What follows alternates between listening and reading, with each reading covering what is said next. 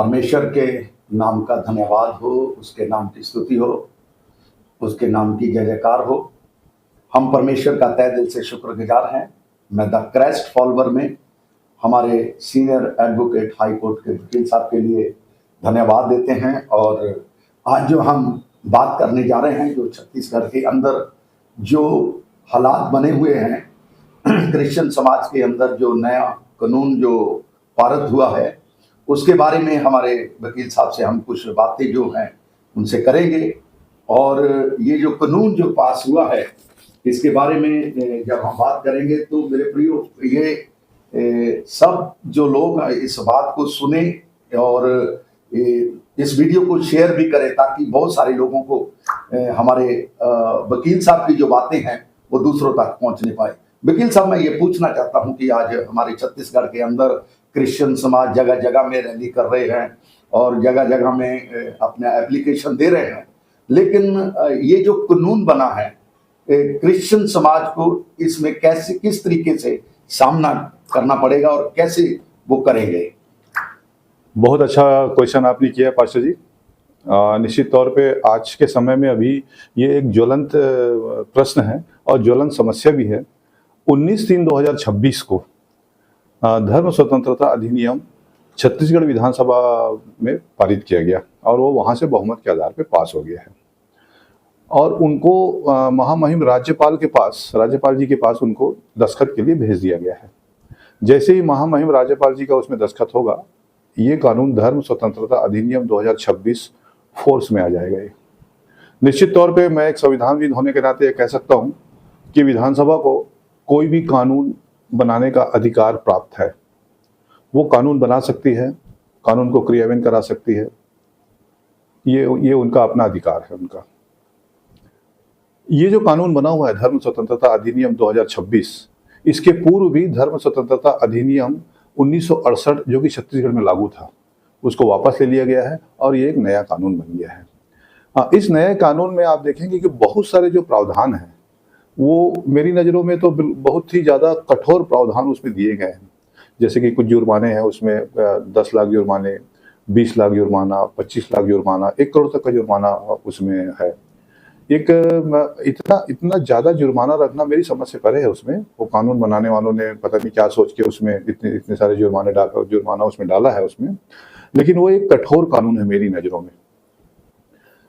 मैं संविधानविद होने के नाते कहना चाहूँगा कि एक उदाहरण देना चाहूँगा मैं इस कानून के बारे में कि रेलवे में अगर कोई व्यक्ति धूम्रपान करते हुए पकड़ा गया, रेलवे में अगर कोई व्यक्ति धूम्रपान करते हुए, सिगरेट पीते हुए अगर वो पकड़ा गया वहाँ पर, तो उसको 200 रुपये का जुर्माना है।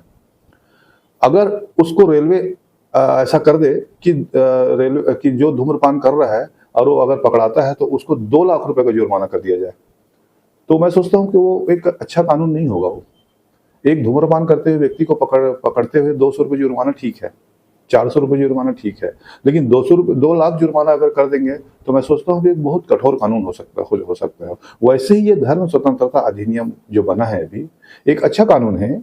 और इस कानून में निश्चित तौर पे ये बात जो दिया गया है कि प्रलोभन से, दबाव से किसी के धर्म को परिवर्तन नहीं करना, निश्चित तौर पे वो एक सही बात है वो, कि प्रलोभन और दबाव से किसी का धर्म परिवर्तन नहीं करना चाहिए। और उसी उद्देश्य के लिए ये कानून को छत्तीसगढ़ गवर्नमेंट ने बनाई है। लेकिन मैं आपका ध्यान आकर्षित करना चाहूँगा एक संविधानविद होने के नाते धर्म स्वतंत्रता अधिनियम की धारा 20 की ओर। धर्म स्वतंत्रता अधिनियम की धारा 20 में यह स्पष्ट रूप से लिखा हुआ है कि जो पीड़ित पक्ष है, पीड़ित पक्ष को तकरीबन 10 लाख रुपए तक प्रतिकर की राशि उसको मिलेगा। उसको वो प्रतिकर की राशि कौन देगा? जो एक्यूज्ड रहेगा, जिसके ऊपर केस किया जा रहेगा, वो उसको प्रतिकर की राशि देगा। इसका ये मतलब है कि जो रिपोर्ट करेगा, मैं बहुत सीधी भाषा में बताता हूँ, उसको सरल भाषा में बताता हूँ, कि जो व्यक्ति किसी अन्य व्यक्ति के लिए अगर धर्मांतरण का रिपोर्ट करता है तो उसको 10 लाख रुपए प्रतिकर की राशि दिया जाएगा उस व्यक्ति को। वो 10 लाख रुपया वही व्यक्ति देगा जो अभियुक्त के रूप में नामित होगा। वो ये जो धारा है, ये इसमें बहुत सारे लोगों को इस बात के लिए इंस्पायर करेगी कि वो उसके खिलाफ रिपोर्ट कर दे। कोई अगर पुरानी दुश्मनी है तो उसके खिलाफ रिपोर्ट कर दे। उसका मिसयूज भी हो सकता है, अच्छे उपयोग भी होंगे तो मिसयूज भी हो सकता है। निश्चित तौर पे इन धाराओं को उसमें से निकालना चाहिए, या तो उसमें जो जुर्माना जो लगे हुए हैं जो 1 करोड़ के जुर्माना, जो 25 लाख का जुर्माना, इसको कम करना चाहिए इसको, क्योंकि 1 करोड़ का जुर्माना कौन व्यक्ति पटा सकता है। अगर किसी व्यक्ति के ऊपर मान लो झूठा मुकदमा हो गया तो वो कहाँ से उस पैसे को पटा पाएगा, 1 करोड़ 25 लाख। तो ये कठोर कानून है। मैं निश्चित तौर पे संविधानविद होने के नाते ये जरूर कहना चाहूँगा कि इस कानून को छत्तीसगढ़ सरकार एक बार फिर से उसको विचार करे उसमें, और जो उसके कठोर कानून है उसको कुछ लचीला बनाए उसको। निश्चित तौर पे कानून को वो धर्म स्वतंत्रता अधिनियम 2026 जो लागू है उस पर संशोधन करने की जरूरत है, उसको कुछ लचीला बनाया जा सकता है, क्योंकि सभी एक ही देश के लोग हैं। तो लचीला बिल्कुल डेफिनेटली उसको बनाया जा सकता है उसको। और मैं याद दिलाना चाहूँगा, अगर आप लोग को मालूम होगा या याद होगा तो कुछ साल पहले टाडा एक्ट लागू हुआ था पूरे देश में, जो टेररिस्ट के खिलाफ में एक टाडा एक्ट बनाया गया था। टाडा एक्ट की धारा 3 में यह स्पष्ट रूप से दिया गया था कि पुलिस के समक्ष दिए गए जो बयान है उसको न्यायालय में माना जाएगा उसको। जबकि मैं आपको बता देना चाहता हूँ कि पुरानी सीआरपीसी में या नया जो कानून बना है बीएनएसएस में, उसमें स्पष्ट प्रावधान है कि पुलिस के समक्ष दिए गए किसी भी बयान की कोई वैल्यू नहीं है। वो व्यक्ति जब मजिस्ट्रेट के सामने जब बयान देगा तब उसकी मान्यता प्राप्त होगी।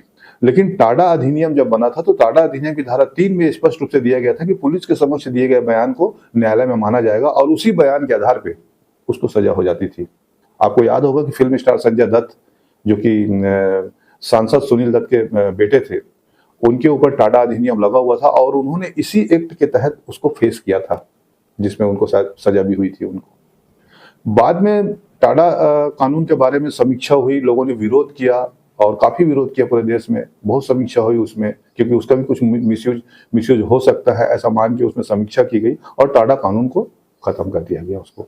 वैसे ही ये धर्म स्वतंत्रता अधिनियम 2026 जो है, इसके कुछ कठोर जो कानून है, जो कठोर जुर्माना है उसमें, उसको निश्चित तौर पे मेरी नज़रों में संशोधन किया जा सकता है और सरकार को ये अधिकार है कि वो उसको संशोधन कर दे उसको, लोगों की मांग के अनुरूप। एक विशेष समुदाय जो अभी रैली कर रहा है, जो मांग कर रहा है, उसकी मांग को मानते हुए उसमें संशोधन किया जा सकता है, उसमें एक लचीलापन लाया जा सकता है उसमें। और प्रलोभन और दबाव के आधार पर जो धर्मांतरण हो रहा है उसको निश्चित तौर पे इस कानून के आधार पे वो रुकेगा वो, लेकिन उसका मिसयूज नहीं होना चाहिए, गलत उपयोग उसका नहीं होना चाहिए। इसलिए उसमें कुछ कानून को लचीला कर दिया जाए उसमें। मेरी नज़रों में सरकार से मेरा गुजारिश है कि इसमें जो कठोर प्रावधान है उसको कुछ लचीला किया जाए, जुर्माने को कुछ कम किया जाए उसमें, तो निश्चित तौर पे एक अच्छा कानून वो फ्यूचर साबित हो सकता है।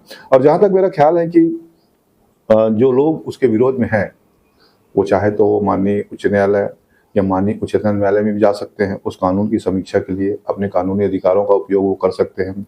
क्योंकि ये जो कानून है हमारे देश में, जो जितने भी अनुच्छेद हैं, जैसे स्वतंत्रता का अधिकार, धार्मिक स्वतंत्रता का अधिकार, अभिव्यक्ति का अधिकार, अनुच्छेद 19, 25 और जितने भी हमारे जो अधिकार, जो मौलिक अधिकार जो हमको संविधान के तहत मिले हुए हैं, उसके तहत एक व्यक्ति अपनी धार्मिक स्वतंत्रताओं के लिए वह स्वतंत्र है, वो अपना प्रचार प्रसार वो कर सकता है।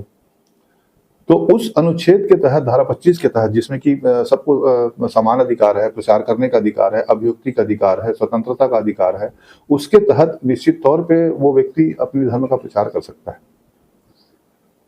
और लोग, एक विशेष कौम अगर चाहे तो वो इस कानून की समीक्षा के लिए माननीय हाईकोर्ट या माननीय उच्चतम न्यायालय में जाया जा सकता है उसमें। और मेरा तो अभी भी एक एडवाइस है कि निश्चित तौर पे पब्लिक की डिमांड को देखते हुए, एक विशेष कौम की डिमांड को देखते हुए इस कानून को थोड़ा लचीला किया जाए, जुर्माना को थोड़ा कम किया जाए उसमें, ताकि जो विरोध हो रहा है वो खत्म हो सके। Thank you so much. बहुत ब्लस करे वकील साहब को प्रकाश।